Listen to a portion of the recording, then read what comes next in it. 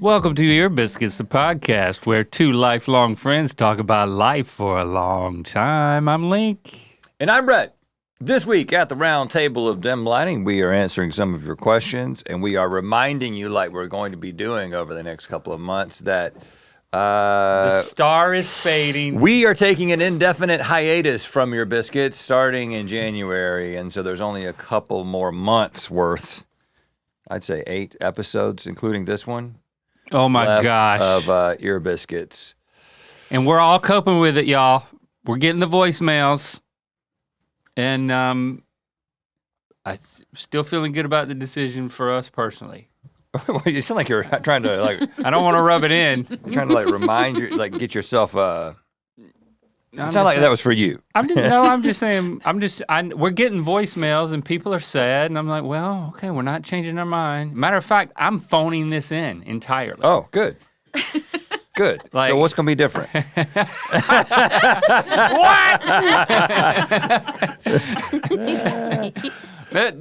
I like the fact that type of joke is like, it would kill at like a breakfast gathering amongst retired men who are reading the newspaper. What?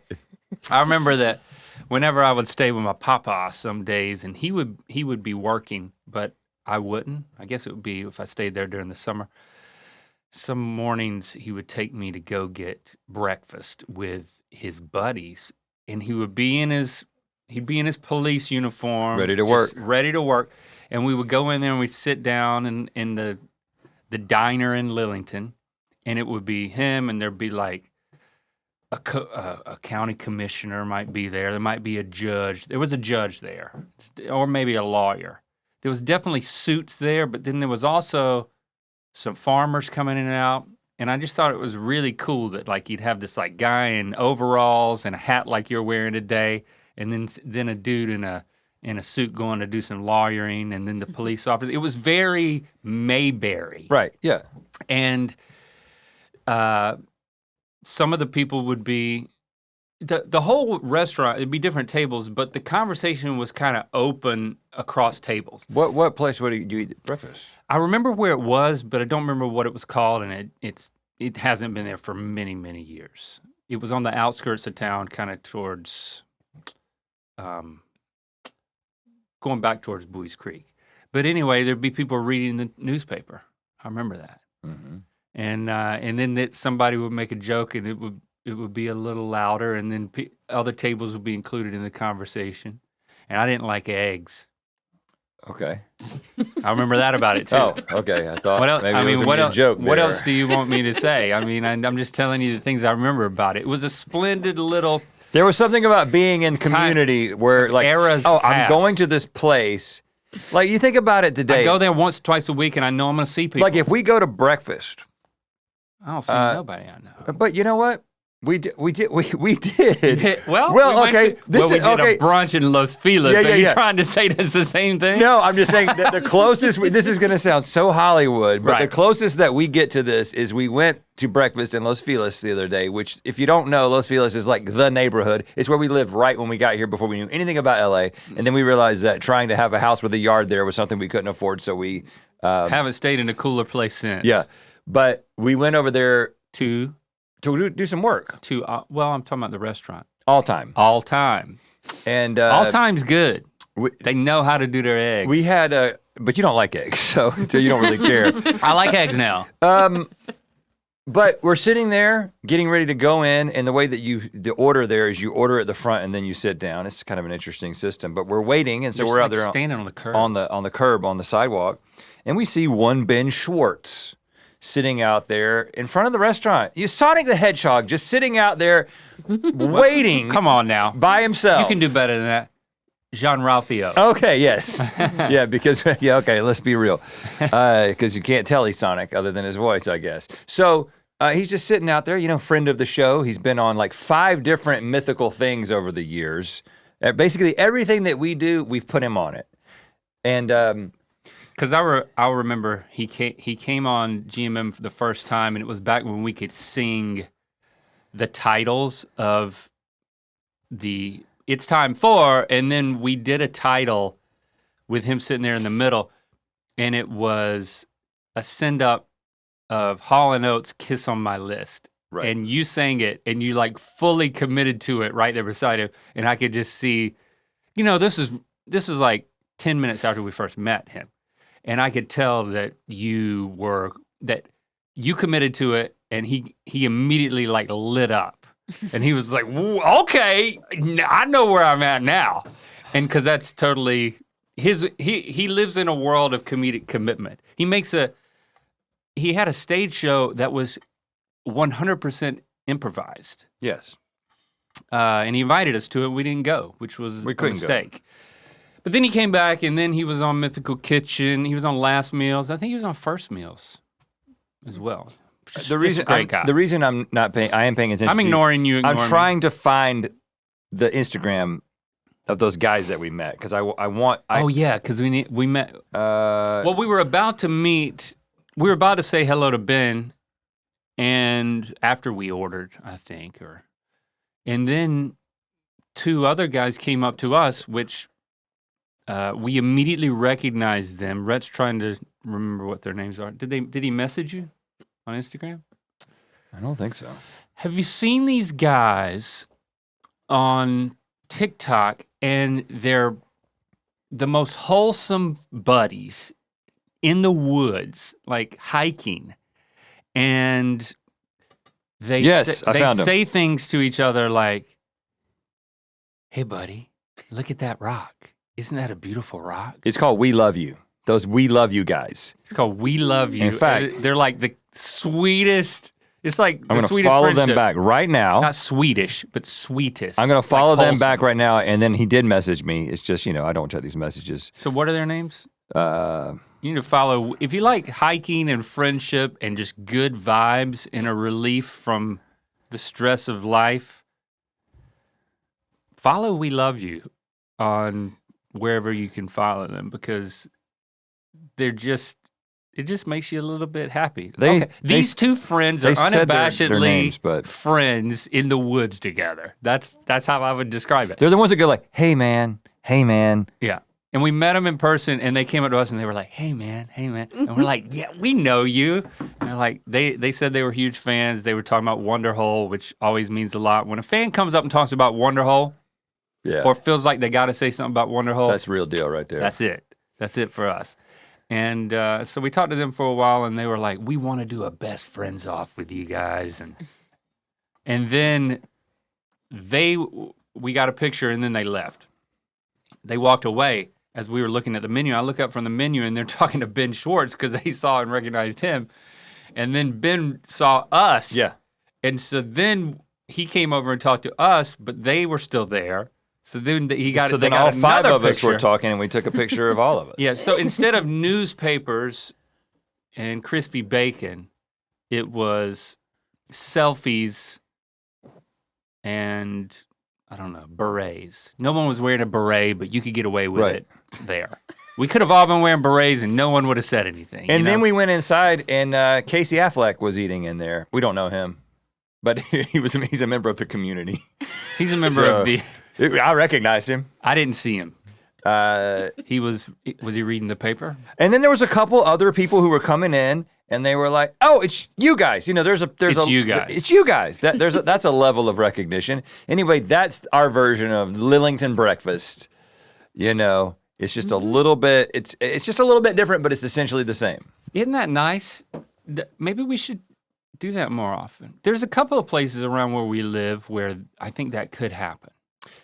Having been in LA for now 14 years, I will say the number of times that Jessie and I are just out where we run into somebody we know, like the frequency has gone up quite a bit. Like it begins to feel a little bit more like home. Like when you're back home and you go around, oh, hey, I see you. And that is happening more and more.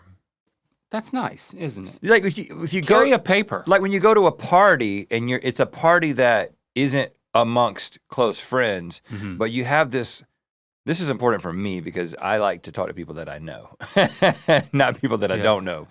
And so. And I love to talk to people I don't know because the stakes are low. There's some stories. Burn the bridge while it's building. You know, low stakes.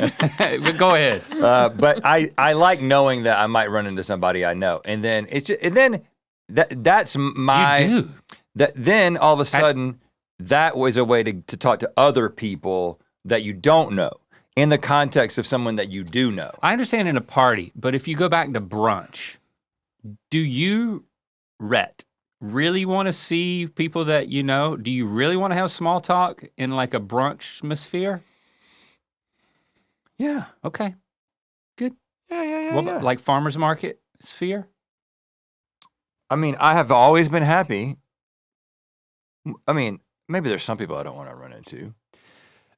I think it's the most low-hanging fruit of a place to be able to have small talk is at brunch, because brunch is by definition just anything goes. I'm not in a rush. You hit the B real hard in brunch. Brunch. I never heard anybody roll a B. Do it again. Yeah. Brunch. It's like a new letter. My lips are You made a new B. I got an injection. Have you heard the new B? Link saying it. Brunch. Brunch. I love that. Brunch. It bounces. It feels good, yeah. But you can't do it on bounce. You can't. But brunch. It's got to be a BR. Brunch. You like brunch?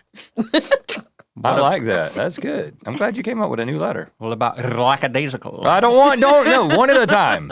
One at a time. I can't learn 2 vocabulary words at a time. I need one. Brunch. Brunch is the best place for small talk with people that are going by. I like sitting down at brunch with somebody, and it's so laid back, you don't even have to talk to that person. You can just wait for someone else to come up to talk to you. You're saying while you're at brunch with someone? Yeah. I went to brunch last Saturday, and this morning I made another brunch appointment with somebody different. You know a good place you should go for brunch is, boy, I'm not gonna remember the name of it. You know how when you go down to Frogtown and there is... yeah, I'll tell you where I'm going Saturday. There is the river, there's a Los Angeles River, and then there is a bike/walking path. And you as you're on that waterfront there in Frogtown, they've really cleaned it up nice. And there's all kinds of exits along there that you can just walk to. And there's one place which is the bike shop/breakfast spot. You know about that place. Yes. It's a bike shop and a breakfast spot, and it's very popular. Spoke? Yeah. Spoke. Spoke is great, but that's not what I'm talking about. Okay. There's Spoke, and if I'm in the river looking at Spoke, to the right of that, there's another restaurant. Oh, I'm gonna figure it out. And it's very good. Oh. And boy, I wish I knew the name of it. Lingua Franca? Yes, Lingua Okay. Franca. So French tongue? I think so. That's a French good little kiss? restaurant. Maybe it's It's a great place for brunch, and it's a little bit nicer. If you're you're not on a bike, like you're like everybody's like spandex, sweaty and biking, but this is like, hey, we're just here to eat. So you and Jessie walked down the bike path? We did, and we walked all the way down. I actually went into every single little path that you could go to, because there's people put these little signs like a up. dog sniffing. People put these little signs up like trinkets and gifts and thrift and vintage, and so it's all the hipster stuff that people are into, like coffee and vintage clothes and stuff like Berets. that. And we went down every path, and I got a T-shirt that says Frogtown on it. I just had a great idea for something I'd like to sell there. You can get in on it, because I know you're gonna love this idea. Okay. This is the next thing. Oh my God, I'm getting excited, dude.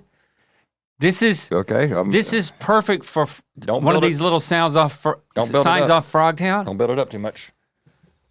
Here, listen to me. Well, you're still on the microphone. Listen to this. Come in close. Gourmet. Bespoke. Gravies. Did you say gravies? Gravies. It's the next thing, dude. Jars of different gravies. Not broths. Okay. Gravies. Tell me more. I'm talking like gravies for all occasions. Lavender gravy. I knew you were gonna say lavender. I knew it was gonna come to lavender gravy. I shouldn't have started there. It's gonna be horrible, man. It's more like That's horrible. chicken fried steak gravy, just right there, and it's like good for dipping.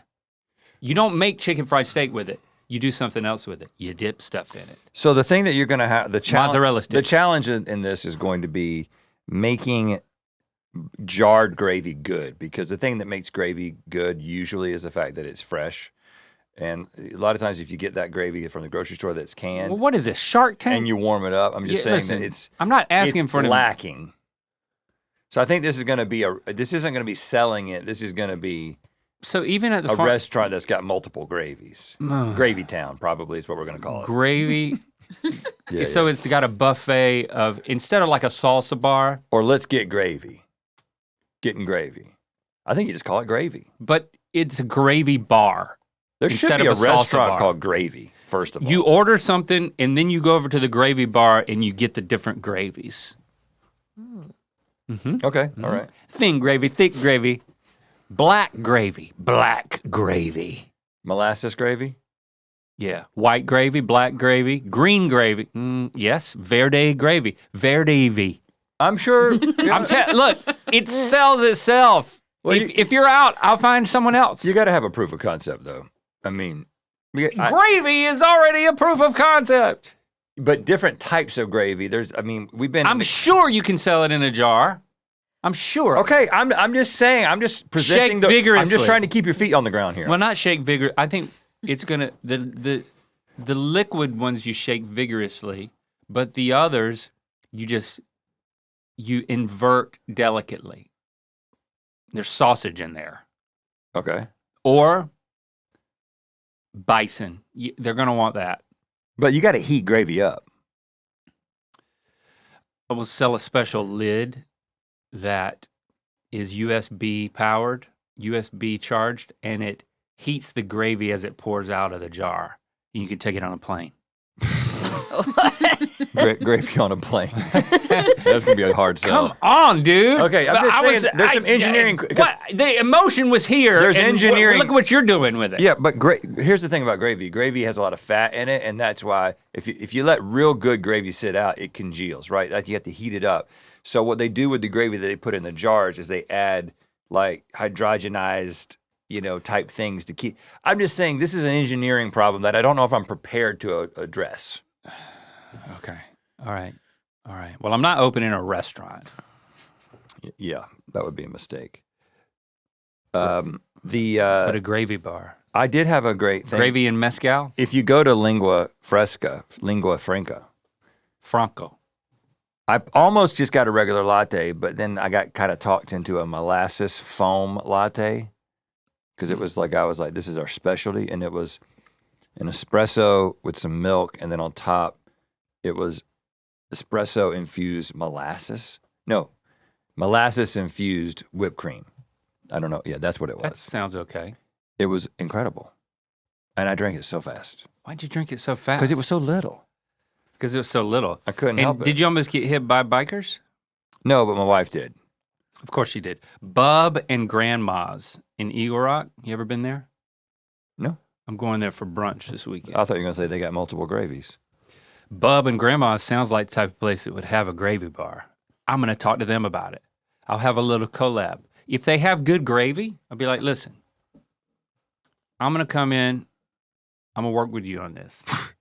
But what are you going to do besides DJ? just come up with the names for the gravy? I'm DJing. Okay. DJ Gravy. Nope. I'll be middle-aged gravy. Yeah, I like that. I like that. Middle-aged gravy. That's a reference to someone. Yeah, too. Young Gravy. Young Gravy. I'm Okay, older. if you have to explain it, it's not funny anymore.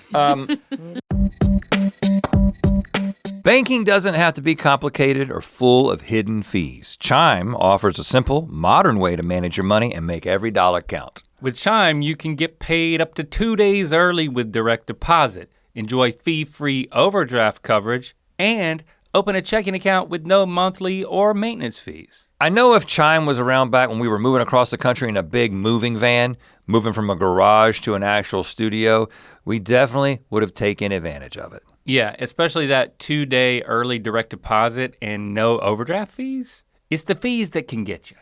Chime is designed to help you take control of your finances without the usual stress or surprises. Chime members also have access to over 47,000 fee-free ATMs, more than the top 3 national banks combined. Whoa, and with qualifying direct deposit, you can get free overdraft up to $200 on debit card purchases and cash withdrawals. So far, Chime has spotted members over $30 billion. What?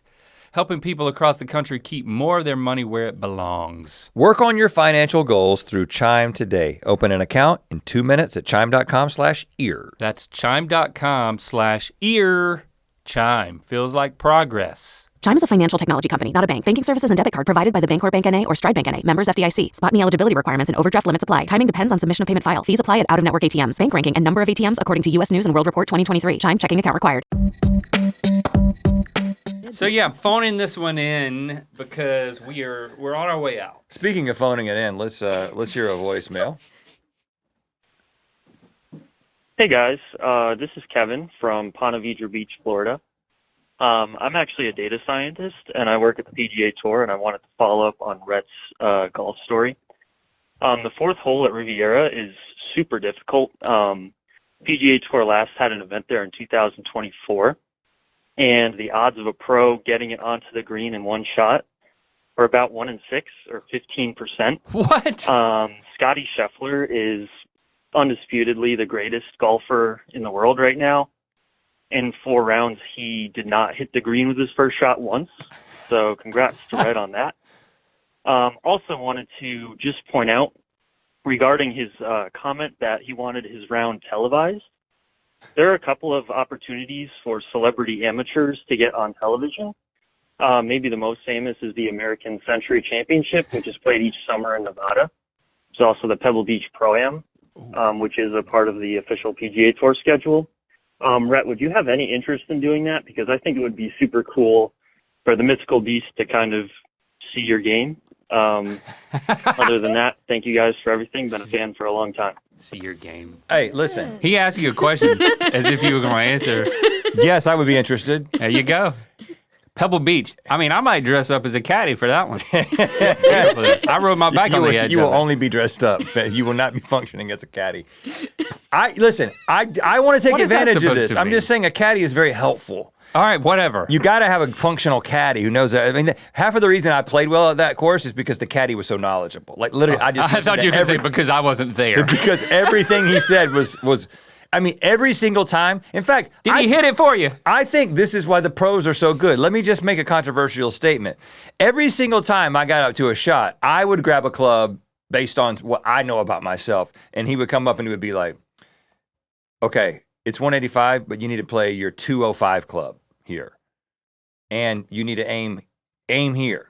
And I would just be like, yes, sir. And I did it. And I listened to him every single time. Oh, well, you didn't tell us crazy. that. It's crazy that somebody who's a caddy, full-time caddy on that course, and he just knows everything about the course. I didn't even know there was a club called a 205. What is that? That's, Another driver? that's how far it goes. You need So the club that you hit 185, Oh. or the club that I would bring my 185 club, and he would say, no, you need to think 20 yards further because of wind or elevation, or sometimes it's just what I know about the green here and where you need to be, and you want to be on the back or whatever, stuff that you just don't know. And I think that's why the pros are so good, because they got people telling them what to do. That's it. It's not the practice. It's not the long hours. It's not the skill that they've fine-tuned over many years. It's the caddies. Okay. Caddies need to be making all the money. And they can dress any way they want, right? No. Oh. So Who can dress any way they want? Because that's who I want to be. no one. Spectators. And not even really spectators. Not even really spectators. There's a dress code for the audience in golf. Okay. There's standards here. Well, I know I can't be a commentator because I can't sustain a whisper. Yeah. So here's the thing. Back to you. I want to do this. I've been telling the people who help me make these things happen that I want to play in these things, but I don't think that I have put in this specific request for something as ambitious as like the Pebble Beach Pro-Am. But I think I need, yes, I need to do this. I need to do this. And you know what? I'll play more than 4 times a year and That's what I'm concerned about. actually get good. Maybe get some lessons for once, you know? But I did recently win a tournament. I will say that. Of course, I was on a team. How do you answer the fact that you bested the best player in golf on this hole 4 times over? Well, because, I mean, odds are every once in a while somebody like me is going to hit it on the green. That just happened to be my day. Yeah, I did say, though, and I was trying to communicate this to you and the audience, and for people who don't have a point of reference, when I said I was, 30 feet from the hole in one shot, it might be like, okay. But I said, it's the best shot I've ever hit in my life, probably, definitely top 5. That's what I was trying to communicate, because it's so difficult to hit it within that small of a space from that distance. And so that's why I was like, I mean, it didn't go in the hole. I've never had a hole in one. I've gotten close a few times, never had a hole in one. But that, in my book, is almost as good as a hole in one, because it's just. And you're gonna ride that shot all the way to Pebble Beach. I mean, listen, so man. you got to reach out to this guy. It seems like he's got strings he's pulling. Yeah, we can find a way. We can find a way. Because that is the thing, is that the ones that I played in so far are definitely like it's low key. There's people watching you on a couple of holes, but there's no crowds. Because people only show up when there's actual pros playing. Like when we went on Rob Lowe's podcast and he was talking about playing with Andrew Shoffley, I think that was at one of those things. Uh-huh. And I think the hard sell here is going to be the people who make these decisions don't know who you are, thinking that me being there makes any sense, right? This is the same reason why it's hard for us to Well, you got an in and get like a brand endorsement or whatever. You did win the tournament. Because people don't, they're like, okay, person who's on police drama on NBC, yes, you can play in this tournament, but guy with popular internet show that's been around for 13 or 14 years. No, you don't get to do it because we don't know who you are, right? So we got to get the young people in the PGA. Maybe we can't win an Emmy, but maybe you can play golf. Okay, all right. We'll see what we can do. I'm going to work on it. Is your heart leaping within you? Or, because there's 2 ways to respond to this. You could be excited, or you could be about to shit your pants of nerves. Oh, no, I'm excited. So you're not nervous. You're not like, do I really want to do this? I play better when there's people watching. It's just like, there's something about my personality. Yeah, it's like, okay. You put a TV camera on me, I'm locked in at that point. I already know what face you're gonna be making. He's like, I wish he was having fun. Doesn't look like it. No. Have you seen Bill Murray play golf? He's like, Bill Murray is always in these things. He's always in the Pebble Beach Pro. Of course he is. And he made golf famous. He's good. He and that puppet. Now, I'm not saying I'm going to be as funny as Bill Murray. That's not my style of humor is not to be like funny. Mr. Cracking the joke. Yeah, my style of humor is not funny. It's not to be Mr. Cracking the jokes the entire time. I'm telling you, I need to be there. I could be the cart girl coach. I could be the cart girl team coach. How about you to be the cart girl? I could be the cart girl. I'll work my way up. Yeah, I'll work my way up. You know what? That could be kind of funny. If we could be like, we've got an idea, let Rhett play in the tournament, and just Link wants to be one of the cart girls. I'm not gonna dress like I did in you don't have to Buddy dress. System season 1 with the. You remember, like I did not write that joke. Remember when I was in like the short jean shorts and the crop top, and I was holding the sign? Yeah. What was the joke? It was like sharp, and then I was being pimped. Yeah, because Paige Kennedy's character. He made it. It was this Buddy System season 2. He made a cameo as my pimp, but what was I doing? I was selling. I had a sign. I don't remember what he was trying to get you to do something, but the way that it was a commentary on exploitation. Yes, it was. Yes, it was. And it was probably problematic on several levels, but it was 10 years ago, and we probably wouldn't do it again. And we don't even remember it. And it wasn't our idea. I don't remember the exact joke. I remember that day I was like, this is not my idea. Well, Here I am. I can't confirm or deny if it was my idea. I was in the writer's room. It was a Michael Jamin idea. So. I know for a fact it was. Oh, you specifically remember? Yeah, he wanted to get me in the short shorts. Okay. He also taught me what a fupa was. Yep. So, I don't know. Not a great influence. Let's hear another one. Hi, Rhett Link. My name is Ashley. I live in California. I have been watching Good Mythical Morning and listening to Ear Biscuits since I was in 6th grade. I'm now 23, so long time. Anyway, I have been recently seeing some Dancing with the Stars content, and people are showing what celebrities or who they would like to see on the show. I've seen a couple people post Rhett on there. Link's been on there a couple times. I want to see what you guys think about that. Would you be open to being on a show like Dancing with the Stars? Or, I would love to hear. Thanks. Love you guys. Bye. Now, before you say anything, I'm going to go ahead and cut you off at the knees and say, Dancing with the Stars is not my golf. You knew exactly, no, sir. You knew exactly where I was going. No, sir. Don't you even It's go much there. higher profile than playing one tournament. I mean, if you were on Dancing with the Stars, moms in middle America wouldn't shut up about it. Just think about it. It would be absolutely electric in Ohio. Yeah, I've never watched. I've seen little clips of it, and the guy who is married to the girl, and they're both on there, or they both been on there. He was on Good Mythical Morning. Derek, right? Huff. Derek Huff. Derek Huff, great guy, I think. I mean, I'm not. I mean, I'm not gonna. He also seems like a great guy.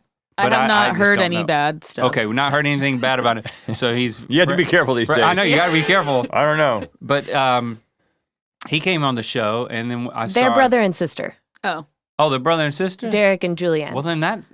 they do And they're look alike. dating? Yeah, they're brother and sister. Siblings are dating. Oh, okay. Yeah. All right. Well, Does that change things for you? Thanks for clearing that up. You're welcome. But proceed. I mean, I didn't know that. What They do got you- the what- same last name. What else do you know? I know that Steve He Irwin's was- son is on there. I was going to say some nice things about him, and Okay. I liked him.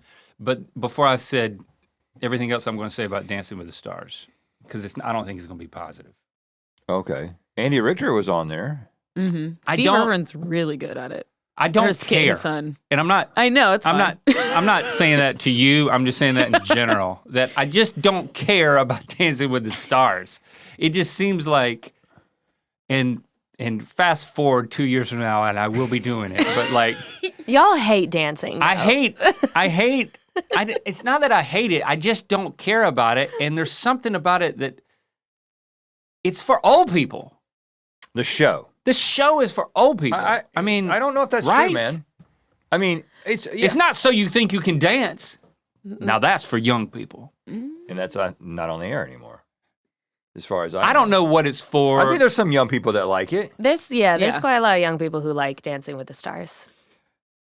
Oh, Here's my reservation. network television. Yeah. Young people watching network television I just think- to watch washed-up celebrities dance. Here's Hey, what, Robert hey, Irwin is not a washed up Hey, hey, show. hey, he's don't say that. Great. Well, that's what I'm going to be when I go on. it. Okay, well, you wait until you're washed up. But here's the thing. Am I getting it confused with Masked Singer? That people also want Yes. us on that. And every season, if there's a duo, people are like, that's Rhett and Link. Every season, everyone thinks we're on Masked Singer. Without question, if there's two people together, it will be Rhett and Link. I couldn't do it. I couldn't do it. You couldn't do it. And I'm I could talking do- about dancing. I could do Masked Singer. Yes, I'm talking about the Dancing with the Stars. We couldn't dance with a star. No, I mean, here's the thing, and this is just a little bit about me. You know, I'm prideful, and and I am good. I'm good at a lot of things, Oh God. and I like to do the things that I am good at. I am horrible at dancing, and I don't like the idea of just going on national television to be the first time that all these people are seeing me just being this baby giraffe trying to not fall down. I don't, there's too many other things. I want to be at Pebble Beach playing in the Pro-Am. That's what I want. I you know know. what I'm saying? I know, I baby. don't want to be doing something that I'm horrible at. Give me something that I might succeed at. I'm great at doing things I'm horrible at.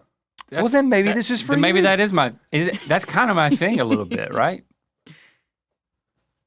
Yeah. I do have pride. We but might need to think about this. But I take pride in being made a complete idiot at different things. But that's so maybe this is it. But I would be eliminated round one. Here's the thing. It's not like the Gong Show, is it? Being bad at it is not celebrated. Like being comic, there is no comically Cringe. in my experience in the like clips that I've seen, because I don't think I've ever watched the show. Never seen anybody bad. There's never like, oh, this went viral because this person's so bad and it was funny to the judges. Like the judges are so serious about dancing that they're encouraging or whatever, but I don't think that being bad at it is a good thing.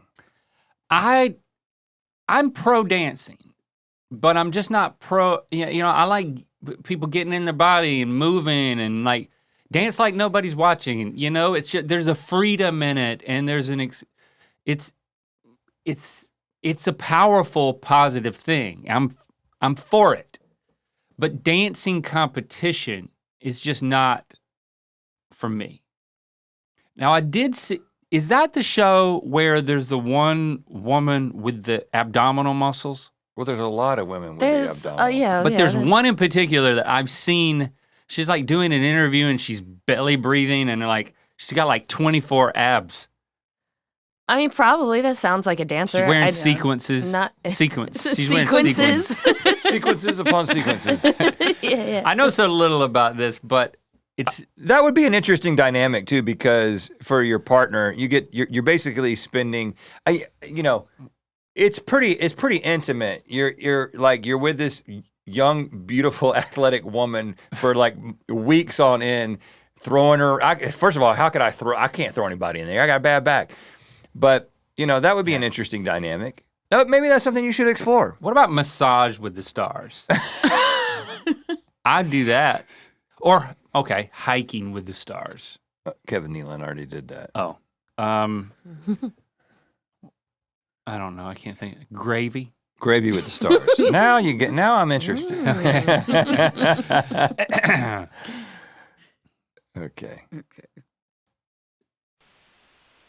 Hi, my name is Sydney. I love you guys, and I've been watching y'all for a very long time. Mississippi. I have sort of an odd question.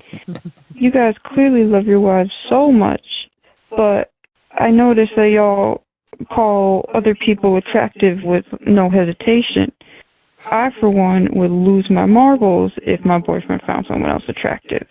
I'm curious to hear y'all's input on this because I don't exactly want to feel this way forever. Okay, you're open to change. Are you also open to waking up before you leave a voicemail? I definitely got the vibe that you're laying down. Here's the thing. Yeah, just wake up completely. You need then call us back. Your marbles are already all over the ground because, newsflash, your boyfriend is attracted to other people. Right. Everyone is attracted to other people. Yeah. It's evolutionary, except for people who are not attracted to anyone because that's their thing, okay? So, but I'm saying if you have the capacity to be attracted to people, you will be attracted to more than one person. It's just part of the normal human experience. So the question is, what do you do with that attraction to multiple people? Not, do you have it? Right, because you're not... I'm trying to think of a non-monogamous mammal. What's the animal that's a bonobo? Bonobo? A monkey? Well, they're not a monkey. I don't even know how to say it. They're like a chimp. They're like a chimp. I know that they sex a lot. Yeah, they solve problems with sex. They solve problems with sex, and it's like a social currency. It's like cigarettes in prison, right? Mm-hmm. Yeah. So what are you suggesting? And they masturbate too to solve problems, don't they? They masturbate each other to solve problems, I think. Well. So what are you trying to say? I think that's what corporate America needs. The answer is masturbating each other. Do not put that in our employee handbook. Yeah, please. We're not corporate America. Well, we are a corporation, and we do abide by all corporate laws, including that doesn't happen here. I'm talking about the banks. Yeah. Hold on, but let's talk about this for real, because I think that coming from the background that we come from, Yeah. there was this, and again, I'm not saying this is true of everybody from our background, but this is how it was sort of crystallized in our particular relationships, and I'll speak from my relationship, is that especially early in our marriage, there was, if I found someone attractive, someone on the television, you know, there's a lot of distance between you and this person on Dancing with the Stars. Yeah. You know, not talking about necessarily somebody that was like in our lives, but just a person in a movie, let's say. There was, I would never communicate that I was attracted to that person because it felt like a threat to my marriage. And I'm not saying that now, almost 25 years into marriage, that when I see a good-looking woman on the screen, I'm like, damn, she's hot, like in front of my wife. I don't do that. But I think we can talk openly about people that we are attracted to, knowing that being attracted to someone and then what you do with that attraction and the action that you take, those are two very different things. And so to deny that there's an attraction, if there's a tendency to put all this pressure on any sort of like sexual freedom at all. Or at least even like And then it ends up noticing. Then it ends up popping out in weird ways, right? See, I think that's why you've got these people who talk so conservatively about sex that it's never a surprise when you find out that they've got some like crazy sex thing going on in the shadows. Yeah. Because people are people. It's like you can suppress this all you want, but it pops out in weird ways when you clamp it down like that. So it's just like just being able to recognize that someone is attractive. Right. It's just the reality. So to deny it can create problems. I do think how long you've been together is a factor. You know, That's true. If you're dating somebody exclusively, but you just, you know, you're still in a dating relationship, I do think that's different than being married 25, 26 years like we are and acknowledging that somebody is attractive. You know? Yeah, and also like I want to be very clear Because you want it, there's a level of respect that's you want, and you, I mean, no matter how long you've been together, you want your partner to know that you're attracted to them and that you're enamored by them and that you prioritize them and that you're making active decisions to prioritize that vibe. Yeah, But if that you're not doesn't mean- communicating that you're like, if you're not communicating to your partner that you're attracted to them, Right. but you're talking about the person on TV or on Instagram, then that's a big problem. I'm talking about if your partner feels that you find them attractive, that you have a good, life of intimacy is active, then, and I'm also not saying that you're like constantly pointing it out, but let's use an example of like my wife liked Jason Momoa, you know, so much that I found it strategic for me to dress up like him and take a series of photos Right. that emulated him and then make a picture book and give it to her for her birthday or for Valentine's Day or something, and then make a video of it. It's on the Rhett Link's Wonderhole channel. But if he was in your life, fun. that would have been weird. If he was an acquaintance, that would be weird. Yeah. wouldn't have If done he was that. a friend, yeah. And if you had only been dating for a year, like let's say 9 months, it might not would have been weird. It's just the communication climate. You know, I think denying something that exists is just it's not going to lead to anything good. Is it true or not true? Right. I mean, you just have to find a way to, it's not what you notice, it's how you respond to it. Yeah. What do you do with it? You know, it's the difference between receiving information and responding to information. I'm receiving information and that ass is out there. You know, sometimes Chris and I are walking around. I'm like, well, somebody's their ass is just hanging out at the bottom of their shorts, and it's like, well, we both notice, right? And you know what happens? The synapses that are firing might be different ones, but I mean, we're both noticing. And to say that if an attraction synapse is firing, that's just biology. But there is a difference. But then if you sometimes you go down, like you can go down to the beach and you can see like an old couple and you just see an old fart out there just like with his wife, just like checking out every young girl that goes by. Now that's bullshit, right? I just think that's bullshit. A bit much, yeah. That's disrespectful to your partner. I'm not talking about that. I'm not talking about like checking out all these women.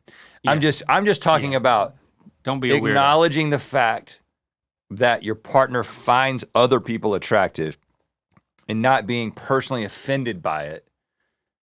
That's what we're taking issue with. Now, what if the guy is also taking pictures, developing them, and putting them in a photo album? Well, my grandpa did that. So my grandparents went to Hawaii.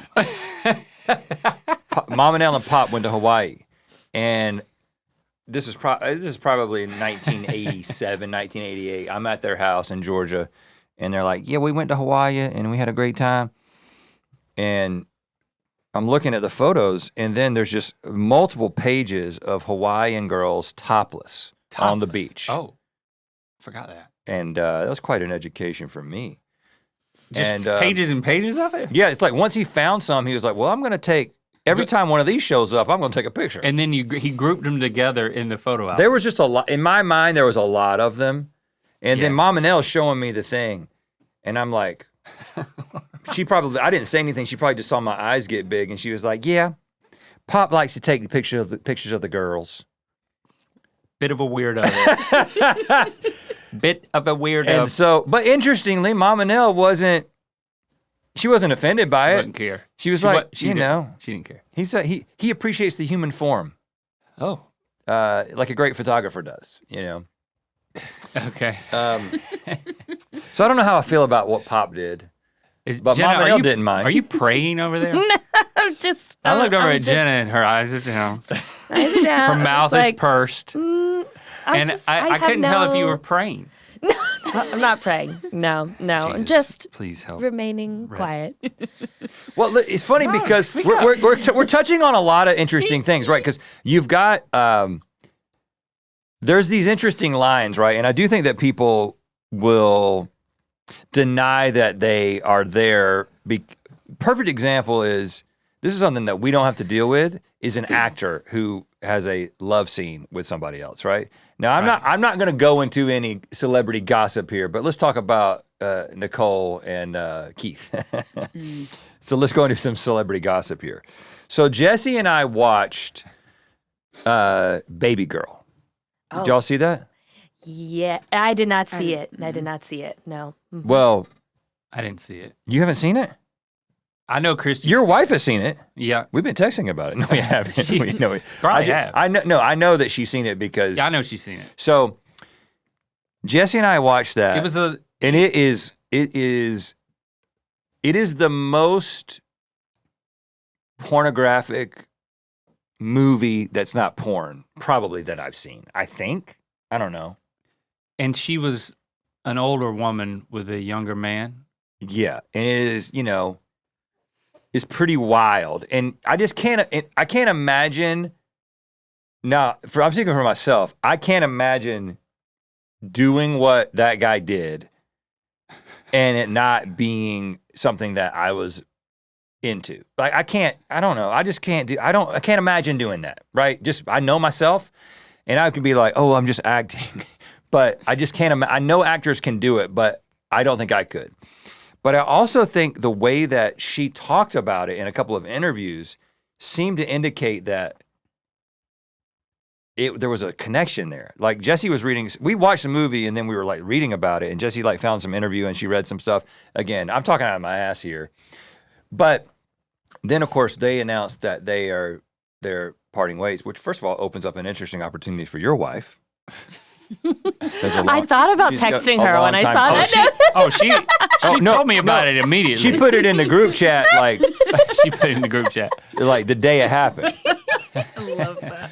So now who knows? Maybe their relationship has been falling apart for a long period of time, but We don't know. we don't know. But what I'm saying is that the intensity of the sex scenes in that in that movie, one could speculate that it was either okay because their relationship had already fallen apart, or it was one big domino in a relationship that was falling apart. Maybe there's couples that are mature enough to be able to handle that. I'm just saying that it's one thing to be like, hey, let's do one of those love scenes where there's some making out, and then right before the sex happens, they cut to the next scene. Right. But I don't, I mean, this was so intense that, again, I guess there are people who like work in porn who do this all the time, and then their relationship is a completely different thing. That's not something I have had to like parse out personally. So you're saying there is a line that you have to find in a relationship where jealousy is more justified. I'm saying that And if for your each partner was relationship, like, you got to find it. I don't, if my partner was like, I don't want you to do a nude sex scene with another actor, then I'd be like, okay, that feels like a reasonable request. But if she was like, she's calling right now. Let's talk to her. Oh, God. She knew. Well, you better warn her. Hey, baby, you're on the podcast. Oh, God. I mean, is there a problem? Do you need to take this privately? No, it's not that kind of problem. It's a small problem. It's not a private problem. Okay, well, do you want to tell me about the problem, or do you want to talk about how you think that one of the reasons that Nicole Kidman and Keith Urban got divorced was because of the intense sex scenes in Baby Girl? Holy shit. No, I don't want to talk about it. Would you, okay, can I ask you a question? I should have texted you first. I knew I should have texted you first. Okay, here's the thing. So I was just saying that I think it would be reasonable for you to tell me. Hang on. I don't think you should be talking about anybody's divorce on your podcast. Okay, well, I'm never going to do it again. Okay. I said we typically don't do this. I'm just saying it's in the context of what we're discussing today. Beneath you. Yeah. I think it's beneath you. Yeah, but here's the thing. Just like always, we're so late to it that it's irrelevant now. Like, we're not the people who talk about it when it happens. She's a real person who is having real You're right. relationship. And I respect both of them. He's also a real person. Keith has been on the show. I'm He's a real person, but yeah. I'm not worried about Keith. Honestly, I'm worried about Nicole, who is a real person. Okay, well, there's more to there. But let me got a strong grip. So I can tell you that. One of the things we are discussing today is we had a caller call in who said that she was like, you guys seem to talk openly about people that you are attracted to. I don't know how your partners handle that. If I knew my boyfriend was attracted to someone else, I would lose my marbles. And so my response was, well, you need to pick your marbles back up because your partner is attracted to other people. It's true. I think it's a healthy part of human sexuality that people are going to be attracted to people that they did not end up committing their life to. And that's okay. And I think the quicker that people can become in reality will be. Okay. You guys listen, are breaking up. You're saying so many amazing things. This is making you split up. But all of a sudden, I couldn't hear you. Say the last sentence again. I said, I think becoming friends with reality is good for a relationship. And I think And that's a threesome. That, no, It's that not. is not a threesome. With reality, Understand. reality is the third person. Right. Yeah. This is a We combination. will only have a threesome with reality. And I didn't bring it up. Link brought it Right. up. See, I'm making it sticky. You're making a good point. I'm just making it sticky. Yeah. Sticky. Gotcha.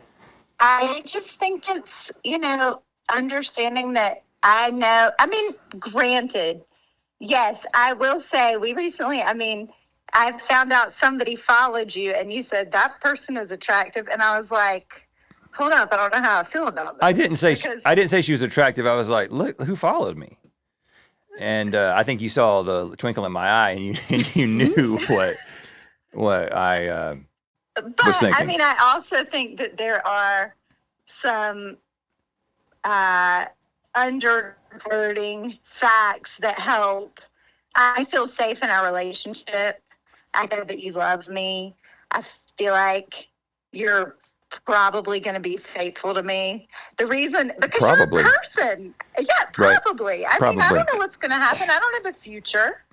But everything up until this point has proven that to be the case. So I don't have any reason not to trust you. And at the same time, it seems like I would be fooling myself if I was like, I am the only person he will ever be attracted to. That's just not true. But I don't know. Everybody's different. Every relationship is different. I like you a lot. I like listening to you talk. This is kind of turning me on. I gotta go. I just had a question. I was hoping you weren't in a meeting, and instead I got pulled on. It's a meeting of sorts. Do you want to ask me the question right now and we can resolve it, or do you want me to call you back? You can call me back. I love you. I love Link. you too. I love you too, Link. Love you too. Bye. Bye. Bye. You see, how could I not be attracted to that woman? Right. I'd be attracted to her if she wasn't my wife. Yeah, and you'll probably stay faithful. Yeah, the only thing I have told her in the heat of passion a couple of times is, if you weren't my wife, I would cheat on my wife with you. Because it just is. Oh, well, that's where the probably's coming from. It's kind of a sexy thing to say in the heat of passion, you know. Which it's not true. I wouldn't do that. I would never say that. I would never say that. At least it's not what Dax Shepard said to his wife. Well, look at you and your entertainment gossip. Let's stay out of this. I know, but listen, we only got 8 more episodes, and so I feel like Jesse's right. I'm just getting it all out there. I'm just saying. I'm just getting it all out there. That's what happens when we start talking about brunch. Then we have to talk about all the hot gossip. Yeah. How it is a slippery slope. It's a slippery slope. This is how you become relevant, Link. This is how you become relevant. It's over, dude. It's over. Yeah, but if we can shoot the views up real high here at the end, I might reconsider. No, you won't. What are we going to do? One more. Let me remind you that Good Mythical Evening, Sloshed in Space, is available to watch on demand now to November 9th, and then it won't be available anymore. So you can also get the Good Mythical Evening t-shirt, which is exclusive in that time period. Very cool t-shirt. Very cool t-shirt. So commemorate all of the fun that we had and relive it on demand, goodmythicalevening.com. All right, what's a good one to end on? Well, because we had a discussion last week about we're not for bestiality, but if there is like a rung, I thought this one would be a good voicemail to play. Great, let's bring that back. Let's round it out. Not again. Caution to the wind. Hi, this is Bella from Houston, Texas. This is a question from a non-furry person about furries. If you guys had a fursona, a furry persona, what animal would it be and why? And also, I just wanted to say that I will be following y'all in everything you do, and I hope that you get better soon, Rhett. Y'all have a good day, and I'm sorry. I'm better. I'm good. Sorry for what? Good, We forgive you. Sorry for the question, I think. Well, raccoon immediately comes to mind. I just bought a J.J. Cale album that has a painting of a raccoon he has a hat on his lap, and he's wearing human clothes, and they're so nimble with their hands. They're grabby like you are. They're grabby. You grab so much shit. My Fursona is very grabby. Anything you put in front of this man, he'll take it from you. Like, one of the things, first of all, you've seen it on GMM a number of times. Like, he's got to be holding things. But one of the things I noticed about you is that, like, you know how, like, I show stuff to people on my phone all the time. Like, look at this picture, look at this text, whatever. And everyone else besides Link just looks at my phone. Link, if you hold the phone up, he takes it from you and looks at it like this. I'm old and I have glasses. Yeah, I know, but I'm just saying. And I have a raccoon Fursona. You're the grabbiest person I know, so I'm saying this actually makes sense. We've got a friend who has been we don't say his name. I won't. Because I don't want to get him in trouble with the city. What? Who? What? Tell me. We've got a friend who's feeding raccoons. Oh. And they come the same time every day. And there's so many of them. They're deck. So cute. I didn't see them. Oh, I saw them at the party. I didn't see them at the Multiple ones come up. There's like a family. That's of what like I want to be. Dude. 9 raccoons that come up every night, and he feeds them cat food and stuff. And they're so cute, and they're so grabby, and they have these little human hands. And it's just so great. Do they come right up to him? Yeah, he has falconry gloves that he uses now to let them eat directly from his hand. That's smart. Are you serious? Yeah, he's being, just in case of the rabies. Yeah. So that's me. I'm a raccoon. I mean, there's what's the Beatles song about the Rocky Raccoon? It's a good song. You've got Rocket from Guardians of the Galaxy. Rocky and Bullwinkle. And you got Rocky and Bull. You can be a moose.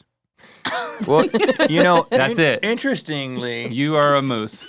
Hold on. Rocky was a squirrel, dude. Yeah, I was hoping you Come on remember. Now. You totally catfished me into becoming a squirrel. It is a rodent. Isn't a raccoon a rodent of sorts? No, it's a cat. It's a cat with. What are they most closely related? Salt and pepper, just like me. See, raccoon is really it for me. Nice tail. What are you trying to say? I like to have a tail. So I was, we had my birthday party and people got me cards. By the way, I got to talk about this now that I'm thinking about it. Yeah. A friend of ours, Daniel, who was the director on Commercial Kings and has been a close friend ever since. In fact, we went to see a movie together last night. You got him in? No, I didn't get into the premiere. And so we went, I was like, and I said, if I can't bring my +1, I'm not coming. So me and him went to a movie. Wow. I stood my ground. Good for you. What movie did you see? Black Phone 2. Oh, Ethan Hawke? Yeah. It's pretty good. Anyway, for my birthday. This is great. I got, he gave me a card, him and his wife, and I open it up. Envelope. So I see the front of the card, so I open it up and I start reading it. And it's got like a setup and sort of a punchline on the front with a couple of animals. And might have been raccoons. I can't remember what it was, but he's writing and he's like, you're a great friend. And, I picked out this card thinking that you might find this funny. But now that I see what's happening on the inside of it, I'm realizing that the plot kind of falls apart, and I don't really understand why this guy's got the balloons in his hand or whatever. And so I felt like you deserved a better card.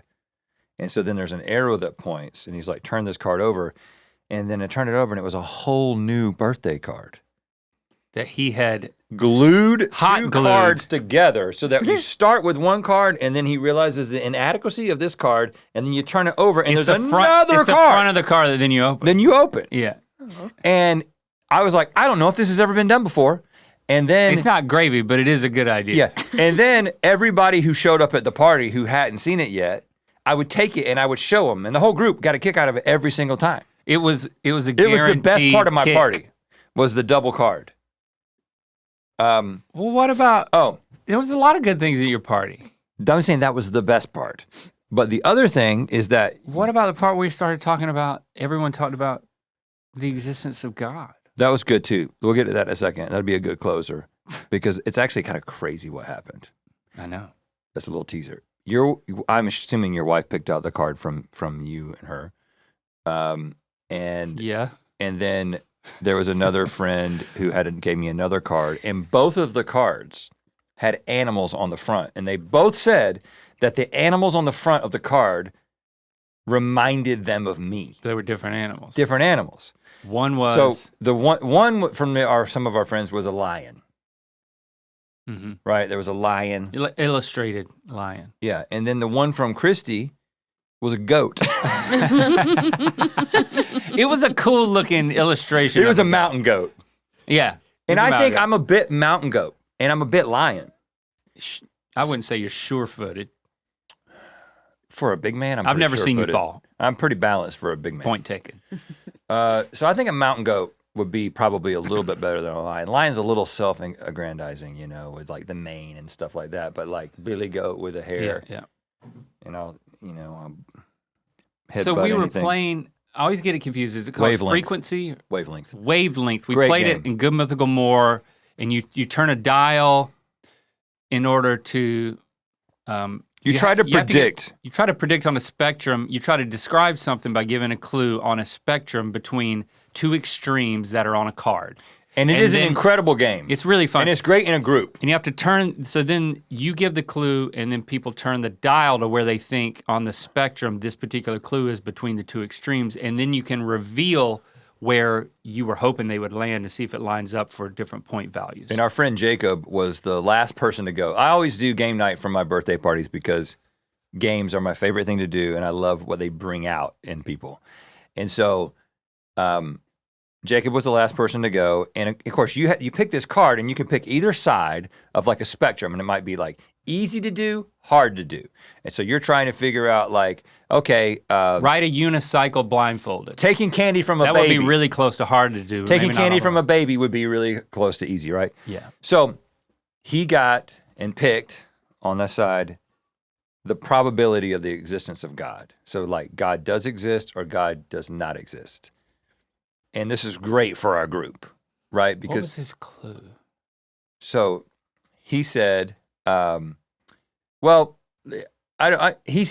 referenced another person in our friend group, right? And said the perspective of this person, basically, right. Like how this person from this perspective would do this. Yeah, what they would say.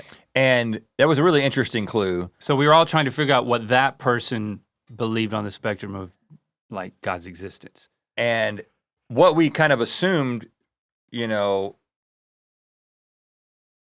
what was that we knew that this person was not a theist, meaning they don't believe in a personal God. Like they have doubts about a personal God, but they have very high confidence that a God that might be described as the ground of all being exists, right? So they're not an atheist. I guess they're atheist when it comes to theism, but it's a little bit complicated. But we kind of knew the way that this person thinks about things, and I still think we got it wrong.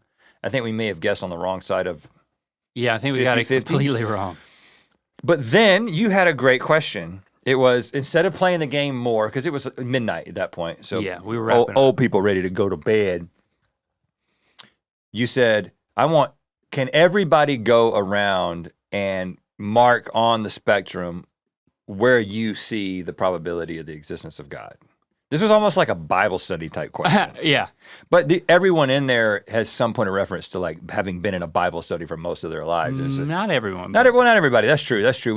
We have some friends who don't have a religious background. But everybody took the thing and went around and like showed their own indication on the spectrum. They turned the dial, and you learn a lot really quickly, because some people, you'd hand it to them and they'd be like, zip, bam, and they would just go all the way to like, nope, and then somebody else would be like, zip, bam, all the way to, yep, they believe, and then there's people in the middle and they're talking about why, and it was actually a cool little subversion of the game. I put mine right in the middle, and I think you did as well. I can't remember what you did. I put mine closer to... No, you put yours closer to not exist, yeah. Yeah. Just to balance out Christy a little bit. I put mine right in the middle, and who I'm very attracted to. So then, I want to get this right because it was mind blowing. So the way this game works is you close this like sheath over the front of it, so you can't see where the correct answer are, and there's basically like two pieces of pie that represent like the probability, and they're exactly opposite one another, right? So there's always one on the thing. It's kind of hard to explain. But there's basically a way that this thing can be organized so that it would be exactly in the middle. And when you close it, you rotate it randomly because you're trying to like have it land randomly. And so there's 180 degrees that the answer could fall in. Right. Anywhere in there. And so, were you took it and did it? Everyone was done, and I guess it was me. I think it was a few you. glasses of wine at this point, but I remember that I was like, and you know what? Let's find out what the right answer is. Let's find out what the right answer is, and you're just doing it. And then everyone was looking, and I just opened it, and I couldn't see the answer, and I opened Everybody it. went, ah! It was exactly 50-50. It was exactly in the middle. We took a picture of it. Jessie took a picture of it.